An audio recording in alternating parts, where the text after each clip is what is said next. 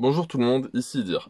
Je vois beaucoup de gens faire des vidéos sur l'investissement Pokémon, tout ça, et j'ai décidé d'ajouter ma pierre à l'édifice. Avant toute chose, si vous êtes un scalper, cette vidéo elle est pas pour vous, je vous invite à mettre un pouce rouge, à dégager d'ici. Le scalping, pour ceux qui savent pas, c'est une pratique qui consiste à acheter les produits des magasins en masse, de sorte de vider les rayons, priver les gens des produits, et pouvoir imposer leurs propres tarifs par la suite. Euh, Moi, je considère que c'est une pratique absolument dégueulasse. Donc voilà, si vous êtes sur Pokémon dans le but de faire de l'argent, libre à vous. Et je vous juge pas sur ça. J'aime pas, mais je vous juge pas. Mais si votre manière de faire de l'argent, c'est de priver les autres, c'est de scalper, bah vous respectez personne, donc fatalement j'ai aucun respect pour vous. Voilà. Maintenant qu'on a clos l'aparté sur le scalping, attaquons le vif du sujet, investir dans Pokémon. La première chose qui est claire et nette, c'est que personne va vous donner ses secrets. Si t'as un bon filon, plus tu le partages, moins c'est un bon filon, logiquement. Donc personne va vraiment vous donner ces trucs, ces secrets, ces recettes de grand-mère, voilà. Ça c'est impossible. La deuxième chose, c'est que les gens qui ont réussi à faire beaucoup d'argent jusqu'à maintenant vont pas forcément réussir à en refaire autant. Je sais pas, si j'ai fait des énormes bénéfices ces 5 dernières années, c'est pas dit que je refasse les mêmes les 5 années suivantes. Le marché a tellement changé, le hobby a tellement changé, avec Logan Paul qui est arrivé, qui a foutu un bazar monstre. Je dis pas ça de manière positive ou négative, juste il a tout changé. Il a vraiment tout changé. Et ouais, on contrôle pas le marché, personne n'a de boule de cristal, c'est impossible de savoir à coup sûr ce qui va marcher, à quel point ça va marcher. Vraiment, on est sur un nouveau marché. Voilà. Je vais vous parler de mon expérience personnelle. Pendant des années, j'ai acheté du japonais, moi, directement au Japon, à des prix qui étaient extrêmement bas à l'époque. J'achetais en lot, et on va dire que sur un lot de 100 cartes, il y en a peut-être 40 qui complètent ma collection, qui rentrent direct dans ma collection, et 60 qui sont des doubles que je peux ensuite vendre en France. Donc moi, ça me permet de faire du bénéf. Ça permet aux gens en France d'acheter des cartes japonaises pas chères, parce que j'achetais extrêmement peu cher. Et en fait, je faisais économiser aux gens les frais de port, du coup, parce que acheter des cartes à l'unité au Japon, c'est pas viable. T'achètes une carte à 2 euros, tu payes 5 euros de port. Les calculs sont pas bons, quoi. Les calculs sont pas bons. Sauf que j'étais un flemmard. Et sur les 60 cartes restantes que je devais vendre, j'en vendais peut-être 10, et le reste dormait dans des boîtes.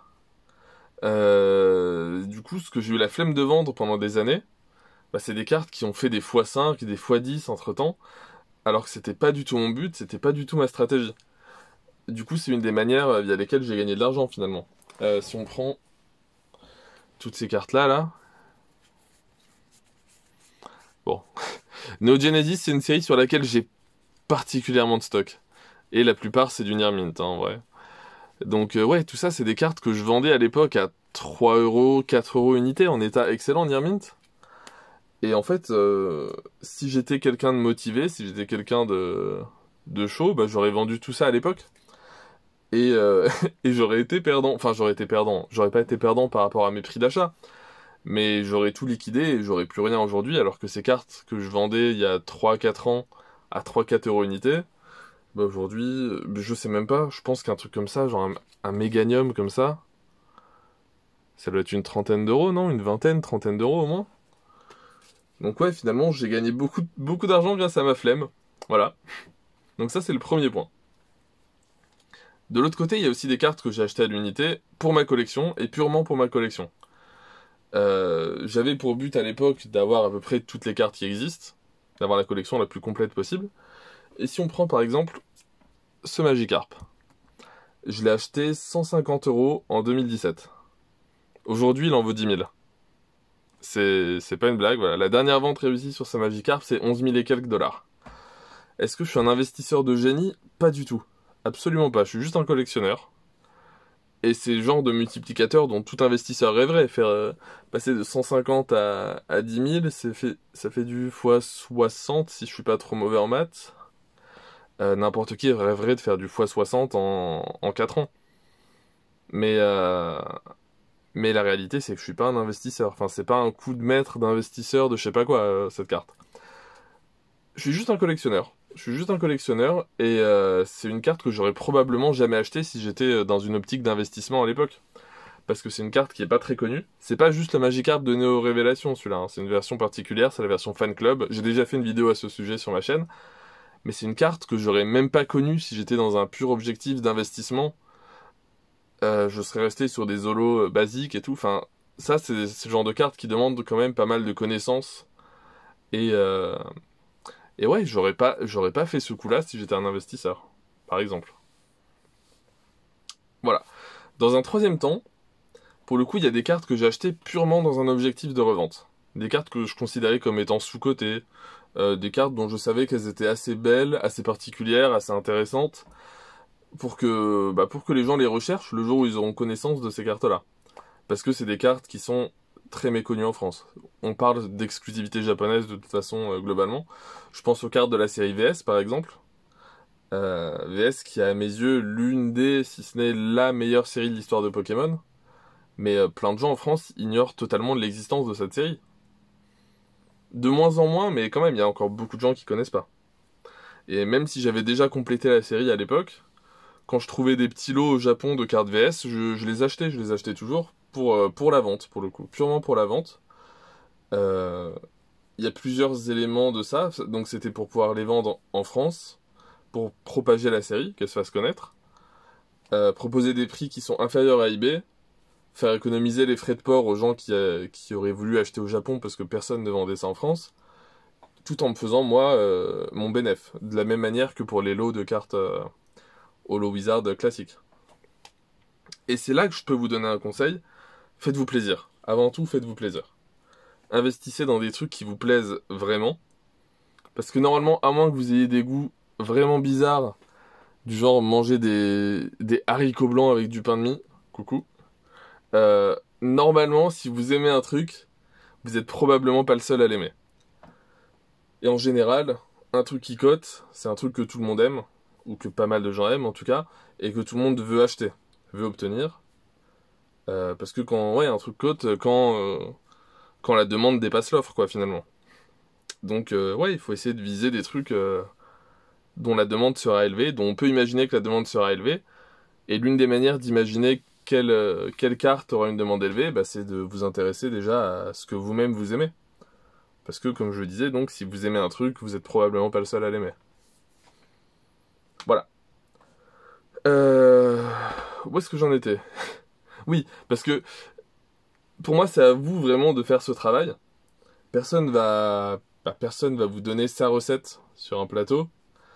Et c'est pas avec la recette des autres que vous allez vous faire plaisir. C'est pas les autres qui savent ce que vous allez aimer.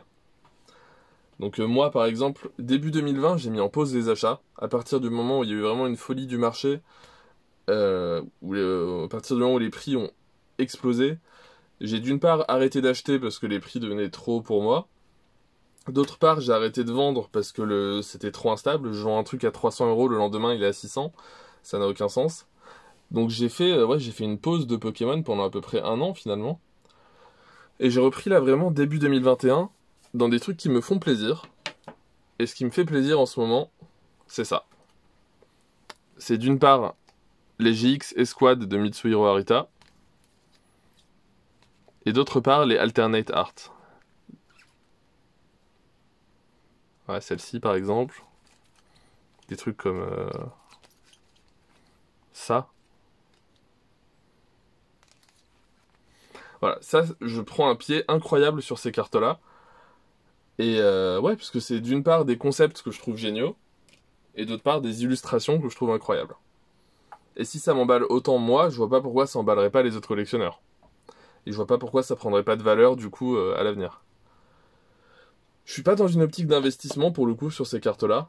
Je cherche vraiment à avoir un exemplaire de chaque carte, à compléter une collection. Mais si j'étais dans une optique d'investissement aujourd'hui, je pense que j'achèterais ça. Je pense que j'investirais sur ces trucs-là. Parce que c'est ce qui me fait kiffer.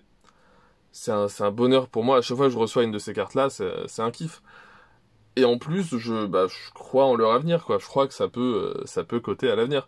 Même si finalement, en vrai, on va pas se mentir, tout va coter à l'avenir. Voilà. Mais si je peux finir, enfin pas finir, en vrai, juste enchaîner par un conseil tout simple, et que vous appliquez, j'imagine, déjà un peu tous. N'importe quel... Non, Echo, ta gueule. Echo? Chut. Je sais pas pourquoi il y a Echo qui a réagi. Donc Alexa, Amazon, vous connaissez. Euh, ouais, n'importe quel produit scellé que vous achetez aujourd'hui, dans 6 mois, il vaut le double. Vous serez jamais perdant. Genre, vous allez à n'importe quel magasin, vous achetez le coffret Michelin VMAX qui sort n'importe où. Vous stockez, dans un an, vous le revendez au double. C'est clair. C'est facile en réalité de faire de l'argent à ce niveau-là, mais est-ce que c'est un kiff? Je sais pas. Moi, j'avoue que je me suis laissé tenter quand Pickwick a mis du stock de TB destiné au culte. Bah attendez.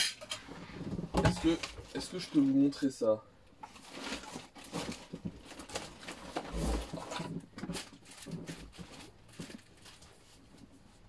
Non, je peux pas vous montrer ça.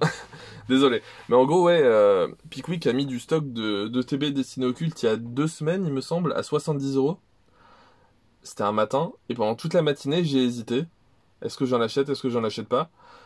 Par curiosité, j'ai regardé quel était le max qu'on pouvait commander. Genre, j'ai essayé d'ajouter 99 exemplaires au panier. Il me semble que ça bloquait. Il me laissait pas acheter 99 exemplaires, mais par exemple, 40 ou 30, 40 ou 30, il me semble qu'il laissait. Donc voilà, il y avait un gros stock, mine de rien, parce qu'on pouvait sélectionner beaucoup. Et en plus, c'est resté toute la matinée. Parce que moi, j'ai vu ça à 7h30 du mat. Et j'ai acheté à 10h. Et donc, ouais, pendant toute la matinée, j'ai réfléchi. Qu'est-ce que je fais? Parce que c'est de l'argent gratuit, hein. Acheter des ETB destinés au culte à 70 €, c'est certain, il n'y a aucun risque sur le fait que ça cote. Mais est-ce que ça me fait kiffer? Sachant que c'est un item qui me fait ni chaud ni... Je sais plus parler, qui me fait ni chaud ni froid. J'ai même envie de dire, qui me fait plus froid que chaud. Vraiment, c'est un item qui me parle pas du tout. Finalement, j'en ai acheté deux. J'en ai acheté deux et en fait, je pourrais attendre un an que les prix explosent. Mais en vrai, ça me fait chier. Genre, j'ai dépensé 140 € sur ça, que j'aurais pu investir dans des trucs qui me plaisent. Et en fait, je pense que je vais les vendre tout de suite, ces deux ETB, je vais les vendre dans la semaine. Parce que elles me parlent pas du tout. Elles me parlent pas du tout et je préfère investir cet argent dans des trucs qui me parlent plus, qui me font plus plaisir, qui me font de l'effet. Et, euh, et ouais, je me rends compte qu'en fait, si tu veux investir sans émotion, sans intérêt, enfin, je sais pas, il y a d'autres choses à faire que Pokémon à ce niveau-là. Ce qui est intéressant dans Pokémon, c'est de kiffer, je pense. C'est un truc qui nous rappelle tous notre enfance, c'est un truc qui nous fait un peu tous vibrer. Et l'intérêt, donc si tu viens sur Pokémon pour investir, l'intérêt c'est quand même de mélanger investissement et plaisir. Et pour le coup, je l'ai ressenti, c'est l'un des rares achats que j'ai fait vraiment en pur investissement sur des trucs qui me parlent pas, et je le ressens en fait que ça me parle pas et que je regrette presque d'avoir acheté ça, quoi. Je vais pas dire que je regrette, parce que là, les ETB, je les ai achetés 70.